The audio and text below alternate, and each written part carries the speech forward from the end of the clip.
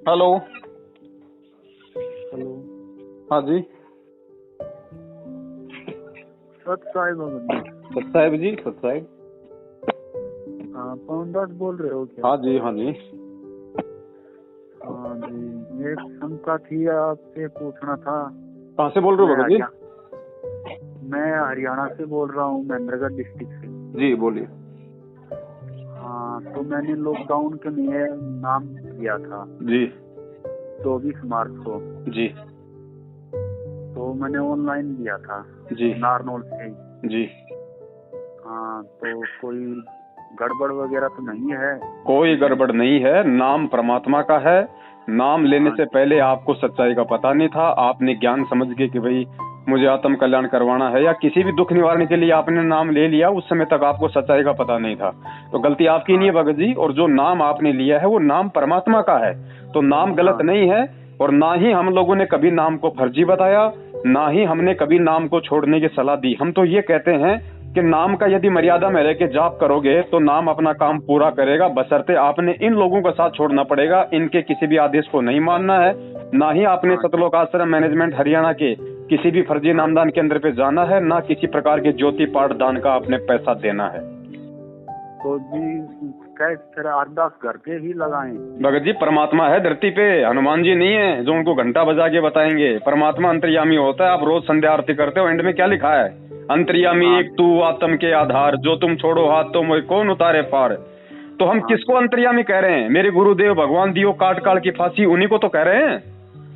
तो गुरु को यदि अंतर्यामी कह रहे हैं तो अंतर्यामी फिर हृदय से मानो भगत जी। और अंतर्यामी से फिर प्रार्थना नहीं लगाई जाती। एक पंजाबी भाई का गाना है जिसमें वो बोल रहा है कि किस आगे कीजिए अरदास, सब कुछ जानदा। अरे जो सब कुछ जानता है उसके आगे अरदास नहीं की जाती भगत जी। वो अंतर्यामी है, वो हमारे सोचने से पहले हमारे मन की बात जान रहा है। अगर हम उसकी शरण में हैं, मर्यादा में रह के भक्ति कर रहे हैं, तो जिस प्रकार भगत जी सर्दी आने से पहले जो कोई 6 महीने का बच्चा होता है ना, सर्दी आने से पहले उसके माँ बाप को चिंता होती है कि भाई सर्दी आने वाली है, बच्चे को स्वेटर ला के देनी है, कंबल ला के देना है, बच्चे के लिए जो है मतलब मोजे ला के देने हैं। बच्चे को नहीं पता, लेकिन माँ बाप को पहले ही मालूम पड़ जाता है कि बच्चे के लिए क्या क्या व्यवस्था करनी है। तो इसी प्रकार भगत जी वर्तमान में हम उस परमात्मा के नादान बच्चे हैं, और मालिक को पता है कि हमारे प्रारब्ध में क्या संकट है, क्या परेशानियां हैं और कैसे उनका निवारण होगा। तो मालिक अंतर्यामी है भगत जी। अपने हृदय से उनसे प्रार्थना करो। आपने अपने घर पे जहां भी परमात्मा की फोटो लगा रखी है, आप चाहे अपने खेत में परमात्मा को दंडित करके प्रार्थना कर लो भगत जी, कोई जगह का महत्व नहीं है यहाँ। आप यदि सच्चे मन से प्रार्थना करोगे, सच्चे दिल से प्रार्थना करोगे, तो चाहे पहाड़ पे बैठ के परमात्मा को पुकार लेना, परमात्मा आपकी बात सुन लेगा। और एक शंका और थी, क्या नाम था, मैं कभी बीड़ी दारू सिगरेट कभी ऐसी नहीं पीता था जी। नाम खंडित इन्हीं चीजों से ज्यादा होता है कि और कोई चीजों से भी होता है? देखो भगत जी, नाम कभी भी खंडित नहीं होता परमात्मा का। जो नाम आपको मिल गया, आपके अंतःकरण में परमात्मा ने 2 बोल बोल के जो नाम डाल दिया, वो नाम आपके इस जीवन तक कभी भी खंड नहीं होगा। जो मर्यादा गुरुजी ने बता दी, जो नियम बता दिए, वो नियम खंड होने से ऑटोमेटिक विधान है परमात्मा का, नाम अपना काम नहीं करेगा। हाँ, जैसे मैं ये बीड़ी तम्बाकू दारू परिवार में कोई पीता नहीं, चाय टपाती नहीं पीते हम कोई। हाँ, देखो आपने जो भी नाम ले रखा है और उस नाम के साथ जो भी आपको नियम बताए हैं, हाँ जी, उन नियमों की यदि आप अवहेलना करोगे, उन नियमों को यदि आप उल्लंघना करोगे, तो भगत जी मालिक का, हमारे जो सतगुरु देव जी हैं, उनके वचन की अवहेलना हो जाती है। और भक्ति मार्ग में सतगुरु के वचन की यदि अवहेलना हो गई तो भगत जी फिर परमात्मा लाभ जो है जीव को कम देगा। तो ये नामदान सेंटरों पे नहीं जाए हम? बिल्कुल जाना नहीं, भूल के भी। ये तो आपने खुद सोचना पड़ेगा, मेरे कहने से विश्वास मत करो भगत जी। आप खुद भी इन बातों पे विचार करो कि किस तरह के घटिया आदेश संगत को गुरु जी की आड़ में ये लोग दे रहे हैं। बीजेपी को वोट नहीं डालोगे तो जिंदगी में कभी नाम शुद्ध नहीं होगा। ये परमात्मा यहाँ पे घटिया राजनीति करवाने आता है या फिर भक्ति करवाने के लिए आता है? बिल्कुल। तो कौन दे रहा है फिर ये आदेश? हरियाणा में जाटों के आरक्षण में शामिल करवा दिया, उस समय तो इन्होंने बीजेपी के विरोध में भक्तों को खड़ा कर दिया, और आज बीजेपी के पक्ष में कह रहे हैं कि बीजेपी को वोट नहीं डालोगे तो आपका कभी नाम शुद्ध नहीं होगा। ये दोगले और घटिया काम क्या परमात्मा सतलोक से यहाँ क्या करेगा? क्या इस पृथ्वी लोक पे वो परमात्मा जेल में बैठा है, लोगों की गालियां सुन रहा है, तो वो भक्ति करवाने के लिए कर रहा है ये सारा सब कुछ, या फिर घटिया राजनीति करवाने के लिए? तो ये कौन कर रहा है उनके आड़ में भगत जी? ये यही तो लोग हैं। तो इनके तो भगत जी शकल देखना भी पाप है, जिसको सच्चाई का पता चल गया उसके बाद। ये तो है भगत जी। तो भगत जी गुरु जी के जेल से बाहर आने तक आप जी अपनी मर्यादा में रह के भक्ति करते रहो। और भगत जी काल भगवान का लोक है, परमात्मा को भी अच्छे से पता है कि नाम लेते ही ऐसा नहीं है कि भगत कभी मर्यादा खंडित नहीं करेगा। भगत जी नियम टूटते हैं, क्योंकि इस भक्ति को समझने में जीव को कम से कम 3-4 साल का समय लग जाता है। तो बहुत सारी गलतियां हमसे हो जाती हैं जाने अनजाने में, तो उसका एक ही तरीका है। ये गलती तो बिल्कुल नहीं होगी भगत जी। बहुत अच्छी बात है। फिर भी अगर जाने अनजाने में कोई गलती हो जाए इस तरीके से, देखो भगत जी, धोखे से कोई आपको दारू पिला दे, शराब पिला दे, कोल्ड ड्रिंक में डाल के बियर पिला दे, आपको सब्जी के बहाने आपको चिकन खिला दे, तो गुरुजी ने कहा कि बेटा उससे नामकरण नहीं होता, क्योंकि वो आपने नहीं किया, वो आपको धोखे से किया है। और फिर भी ऐसी कोई मजबूरी वाली ऐसी कोई बात हो जाए, कोई ऐसा चीज हो जाए, तो परमात्मा जी थोड़ी शंका हो रहा है। जैसे परिवार में रहते हैं तो आपस में मियां बीवी बोल लेते हैं, थोड़ा वैसे उनसे तो फर्क पड़ता है भगत जी। इन चीजों से देखो ऐसा है, सबके परिवार में है भगत जी, सबके परिवार में। अब हम जीव हैं भगत जी, हम कोई भगवान तो है नहीं। अब छोटी मोटी ऊंच नीच सबसे हो जाती है भगत जी, गुस्सा भी आ जाता है, बच्चों के एक आधा चांटा भी मार देते हैं, ठीक है। तो लेकिन फिर भी फिर भी भगत जी हम परमात्मा से प्रार्थना करें कि परमात्मा हमारे इन विकारों को भी आप दबाओ धीरे धीरे, और ये भक्ति करने से ही विकार दबेंगे। और ऐसा अगर छोटा मोटा कोई हो जाता है अगर कभी भगत जी इस तरीके से, देखो कोई आदमी शरीर से परेशान है, कोई बेचारा जो है बल्कि पैसों से परेशान है, कोई किसी और बात से परेशान है, तो आदमी जोश में आके या फिर इन विकारों से ग्रसित होकर आदमी ऐसी गलतियां कर देता है। तो उसके लिए अपने परमपिता परमात्मा सदगुरु रामपाल जी महाराज जी को दंडवत करके समय याचना करें और आगे से वो गलती ना करें, उसका हम ध्यान रखें। बस यही इसका उपाय है। ये भगत जी के नाम से बस जैसे मैंने नाम लिया, जब से मैं मेरे 1 साल से मेरे गाड़ में मवाद रहती थी जी। उसके बाद नाम लिया मैंने, 15 दिन के बाद मेरा गायब हो गया। भगवान ने ऐसा चमत्कार कर रखा है कि बढ़िया काम हो रहा है। भगत जी भगवान धरती पे है, सारे काम करेगा, मोक्ष भी देगा, सब कुछ करेगा, दुख परेशानियां भी दूर करेगा, लेकिन करेगा उसकी जो परमात्मा को परमात्मा मानेगा। थोड़ी रोजी रोटी नहीं मिल रही, बस थोड़ा सा धंधा पानी थोड़ा। भगत जी टेंशन ही मत लो, अगर आप परमात्मा की शरण में हो और परमात्मा ने यदि आपको भजन दिया है तो भोजन भी वही देगा, चिंता मत करना इस चीज की। आपसे बात करके बहुत खुश हुए हम तो शंका में थे बहुत ज्यादा। कोई भगत जी इतनी सहज भक्ति है, परमात्मा ने इतनी सहज भक्ति हमारे को दी है। गुरुजी ने क्या बताया? गुरुजी ने ये बताया कि बेटो इस दुनिया में मैं तुम्हें जो भक्ति दे रहा हूँ, इस भक्ति से बढ़ के कोई कठिन काम भी नहीं है और इस भक्ति से बढ़ के कोई सरल काम भी नहीं है। लेकिन ये कठिन काम तो उस व्यक्ति के लिए है जो व्यक्ति गुरु को परमात्मा नहीं मानेगा ज्ञान समझ के, और सरल उसके लिए है जो व्यक्ति अपने गुरु को परमात्मा मान लेगा। उसके लिए दुनिया में इस भक्ति से सरल कोई काम है ही नहीं। और जो गुरु को मानुष मानता रहेगा उस व्यक्ति के लिए ये भक्ति एक तरीके से कांटा बन के चुभती रहेगी। तो सब कुछ अपने परमात्मा को समर्पित कर दो भगत जी। मालिक कहते हैं जब शीश दिया गुरुदेव को तो सोचने वाली क्या बात है भाई। जब ओखड़ी में मुंह दे दिया तो मूसल से क्या डरना। ये तो है। अब क्या हमें समाज से डरना, क्या रिश्तेदारों से डरना, क्या यार दोस्तों से डरना? भाई भक्ति करनी है, मोक्ष करवाना है। तुम्हारी तरह हमारे को गधा बन के कुरुड़ियों पे नहीं अड़ना। ये भगत जी ये यारी रिश्तेदारी 15-20 साल की है, उसके बाद क्या कर लेंगे? वो रिश्तेदार भी गधे बनेंगे, हम भी गधे बन के उनके साथ साथ वहीं डोलेंगे। तो भैया ये यारी रिश्तेदारी अनंत युगों से हम निभाते आ रहे हैं, बहुत निभा ली, किसी ने साथ नहीं दिया हमारा। पिछले जन्म में मेरे कौन यार था, कौन रिश्तेदार था, कौन माँ थे, मेरे को पता है। क्या आपको पता है? तो इस जन्म में भगवान मिल गए ना, माता पिता मिल जाएंगे, लक 84 माही, ये सतगुरु की सेवा और ये भक्ति भाई फिर मिलन की नहीं। पूछ जाओ भगत जी आग में, ये लास्ट मौका है, ये मौका नहीं मिलेगा फिर अनंत युग तक। और जैसे हम ब्याह शादी में जाते हैं तो वहाँ का भोजन, जैसे लड़का की शादी है, लड़की की शादी है, तो कैसा क्या करना चाहिए? भगत जी देखो ब्याह शादी वगैरह में जाना धीरे धीरे छूटेगा। जैसे जैसे आपको ज्ञान होता जाएगा, सत्संग सुनोगे, आप खुद ही ब्याह शादी में जाना छोड़ दोगे। एक समय ऐसा आ जाएगा।